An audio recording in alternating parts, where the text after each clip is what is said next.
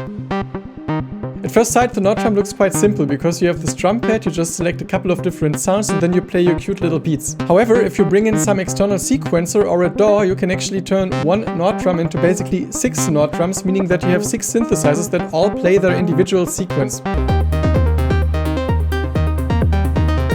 And the fun continues once you start modulating parameters with LFOs or with automations inside the DAW. There really are no limits. And in this video, I want to share with you how all of this works. First of all, hi and welcome to this video. My name is Jannis and let's first take a look at the basic setup. So as you could see, this is not going to be some standalone Nord drum tutorial because we need the help of either a sequencer, and in my case, I have the Syntakt here, which can send MIDI to the Nord drum through the MIDI out. It goes into the MIDI in of the Nord drum. And with Ableton, it's kind of the same. So you don't need some hardware sequencer. You can also use some simple MIDI to USB adapter. And the only thing you always need to make sure is that MIDI in goes into MIDI out and MIDI out into MIDI in. So that's just for understanding the basics. So let's actually get to the individual channels. And again, you can just create MIDI channels inside your DAW, or also if you have the sequencer, just select the individual channels. So here in the DAW, I select a MIDI channel, I create a MIDI channel, then I select MIDI 2, in this case again audio fuse, and then channel 1. And if I now actually compose a little melody on this channel, you see the Nord drum already receives the signal because the monitor icon is on. I can do it, but I can do it chromatically. So if I go down 2 octaves, it's lower. So I have the possibility to create chromatic melodies.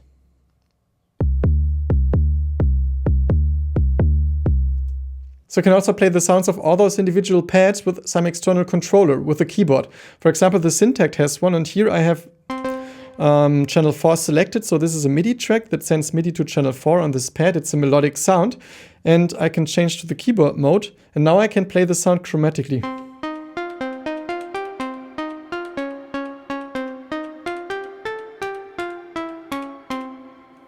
So either on your sequencer or inside your DAW, you can just set up 6 MIDI tracks, and here you see it's channel 1, channel 2, 3, 4, 5, 6. Always addressing the MIDI, the corresponding MIDI channel. And all those pads are on MIDI note 60, because here you have a pitch and you can see that it's always 60, because if it's on 60, it's on C3, and then it will simply play, oh, this one is at 62. I don't know why, maybe we'll get into it. It still sounded cool for this intro beat. But 60 is usually the C3, and then it just always plays the note that you play with your controller or that you program inside Ableton Live, because otherwise it's going to transpose. So actually this pad is going to transpose the MIDI information by 2 semitones. But I mean, it still sounded good, but usually this should be on 60 as well. And if you ever messed around with the MIDI settings, it might be that the individual channels are different. So you can press Shift and MIDI, and at a certain point you have the individual channel. It's the channel, and you see here it's 1, 2, 3, 4, 5, 6. But you can change them, but you just need to know that you changed them. And if you never made any changes to the device, it will be 1 till 6 and 10 for the global channel. Inside Ableton, the setup looks like this. I want to share with you this little intro beat. So you see it's 6 tracks, channel 1, 2, 3, 4, 5, 6. I started on channel 1 with just a simple sine wave kick drum.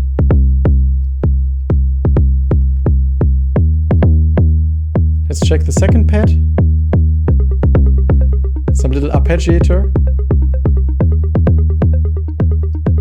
Third pad, some little drum,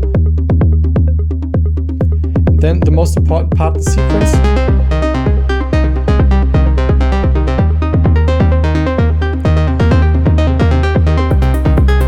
Some hi-hat,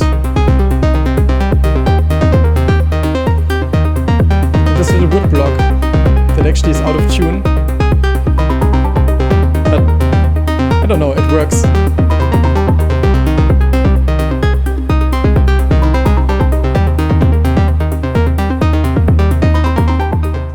You may have noticed that the melodic sequence on pad 4 sounded quite musical compared to the other pads, which were quite static. And it's because I added some tiny effects inside Ableton, so you can add some MIDI effects, which makes the whole thing so interesting. And it can also just be some stuff you do on your real sequencer. So you see, I added some random velocity, because I think pad 4 has some reaction to the velocity because it has the kind of decay that determines the decay for a high velocity and the decay for a low velocity, and it kind of changes between those two and the values in between depending on the velocity. And if you add some random velocity, you actually add some randomness to the decay, which is a very fun tool or fun thing you can do inside Ableton Live. And also what I like to do is to use the random setting like this with maybe 30% chance, choices 1 and scale 12, because it means that every now and then, or in this case with a 29% chance, it will go 1 octave higher. Actually, if I go to bi, it would also mean that it sometimes goes some octave lower, but I usually like to just add the octave. And just adding occasional octaves makes sequences open up a lot. So let's actually check this without those settings, and then again, I'll turn them on.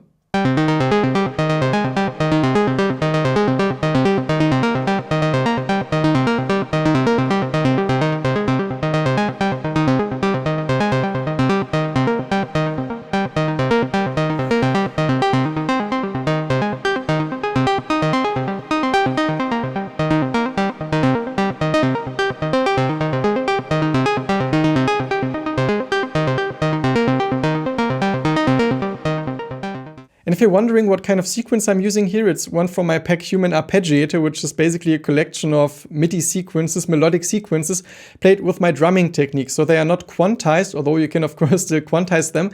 But I find it super fun and also interesting to play melodic sequences as a drummer because they sound different compared to how you would play on a piano, for example. They can have some very hypnotic touch. And I also made a video explaining the technique. I'm going to link it in this info box. And otherwise, I'm going to put the link to the pack down below in the description. So that's the more simple type of MIDI modulation, to just use the MIDI effects directly on the track. There's a more advanced technique though, and I have some list here, which you can also find in the user manual, but I actually printed it because I thought it's actually nice to have it lie next to the Nord drum all the time. It's the list with the CC parameters. So it tells you what kind of, at what CC value those parameters on the Nord drum receive the value, so you can modulate them. And let's say we want to change the cutoff frequency, although let's take the tone dynamic filter, because the dynamic filter is pretty high, which means we don't hear the change of the cutoff frequency so much. So let's change the dynamic filter, which is on 53. And then inside the Ableton clip, we can go to another menu, which is kind of the MIDI modulation menu. You can add modulations or automations for all the MIDI effects that are on the track. Or also, if you select MIDI CTRL or control, you can select or you can actually send stuff to the Nord drum to modulate the parameters. So in this case, let's select 53. And I'll just draw a little up and down curve, so it's obvious. It's not going to be the most musical thing. I'm going to, actually, you can observe the value here because you will see it change now. Actually, it sounds quite cool.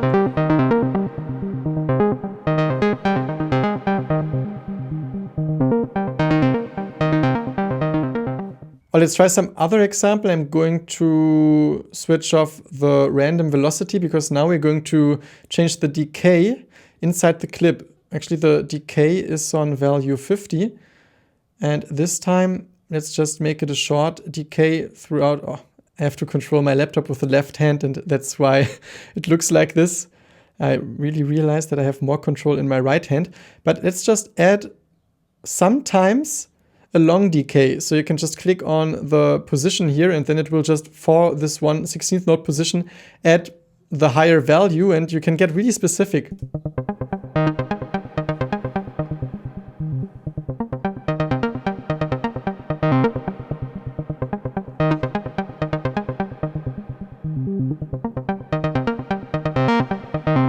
It's so cool.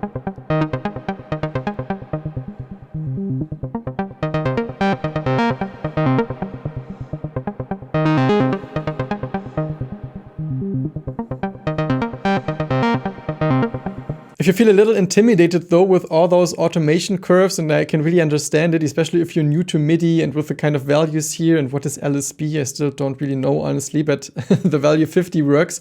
But there's a super cool software from a friend, Toby, aka Ableton Drummer. He made a Nord Drum Manager, a Max for Live device for Ableton. I made videos about it. I'm going to link them down below in the description, also one here in the info box, because you can actually avoid all of this and just have one simple Ableton device where you can actually control all parameters on the Nord from this one device. Alternatively, it's also super fun to use LFOs, and there's one inside Ableton that you can use.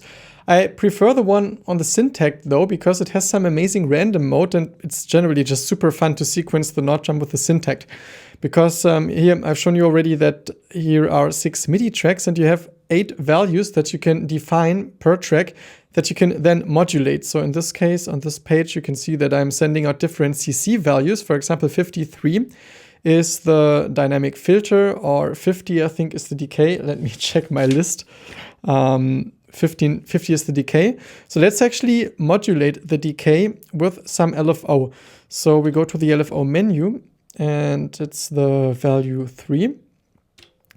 Now we select the random one, and what I like about it so much is that it has a hold mode, which means it only sends out one value per trigger. You don't get some weird glitches, because with some long notes you actually get still value changes. And then we just apply it. I think if we move to the decay, we already see that it gets varied, and then we listen to it.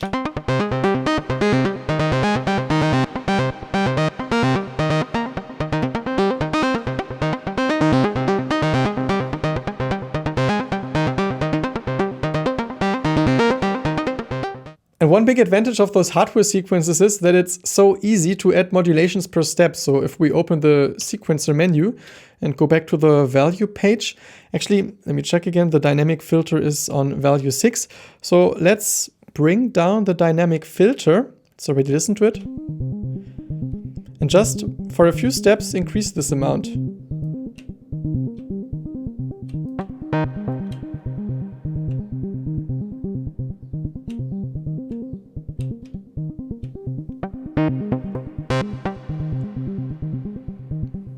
Let's make the sequence shorter so we hear the modulation more often.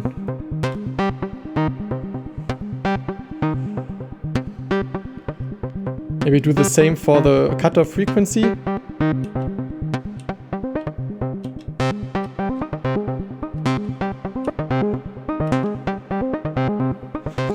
And you just have some fun adding up some of those modulations.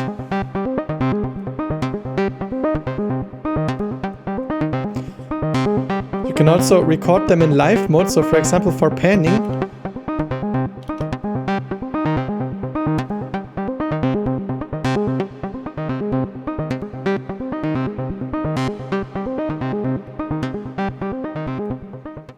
So just remember that this is right now just one pad that we're sequencing, and you can do this 5 more times with up to 6 pads with all their individual sequence and sound. So you see, there's so much stuff to explore, and I'm really looking forward to developing this little live set further. I hope you have some fun exploring those techniques, and yeah, I mean, it's super fun to use the Nord drum standalone, just playing some basic patches, but also it's crazy how you can actually expand the possibilities with external sequencers. If you're interested in how you can create some live set with Ableton Live and the Nord drum that is based around audio looping, I'm going to link a video here where I explain how you can set this up for yourself. And also here's another video about making some modular type sequences with the Nord drum. It's a little connected to the MIDI stuff as well. Warm invitation to check them out. Apart from that, I wish you lots of inspiration with whatever it is that you create, and hope to see you soon again at this channel.